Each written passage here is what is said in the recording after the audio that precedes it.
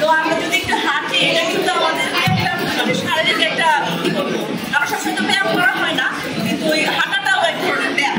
হ্যাঁ, প্রতিদিন প্রত্যেকটা মানুষের 30 মিনিট হাঁটা উচিত, ঠিক আছে? আমরা যদি রেগুলার হাঁটি পুষ্টিকর খাবার খাই, আমাদের ডাক্তারের কাছে চাইতে হবে। হ্যাঁ, আমার কাছে তো ডাক্তার যেতে হয়, কিন্তু এই একটু মেরে বন্ধুদের বাচ্চারা দেখবি কদিন পরে পায়ে ব্যথা হাঁটু ব্যথা করতে পারি না এই অবস্থা। তো ঠিক মতো আপনাদেরও কিন্তু খাওয়া দাওয়া ঠিক মতো খাইতে হবে, কারণ বাচ্চা আর হাজবেন্ডের খাওয়াইতে হবে না, নিজেদেরকেও দুধ ঘি পুষ্টিকর খাবার সময় থাকতে খাবে। তাহলে আমার বাচ্চাটা খাক, ওই জিনিস করলে হবে না, যখন বয়স হবে না বাচ্চা কিন্তু আপনারা আরে আমার মা খাবে বলে রাখবে না। তো আপনাকে আগে আপনাকেও ভালোবাসতে হবে। আমি সবসময় বলি নিজেকে ভালোবাসো।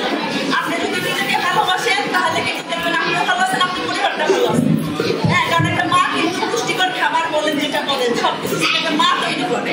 একটা মা যদি অসুস্থ একটা সাদার করে থাকে তাহলে কিন্তু আর মানে পুরা পরিবারটাই অসুস্থ। বুঝছেন? তো আগে আর আরো মানে বাচ্চাদের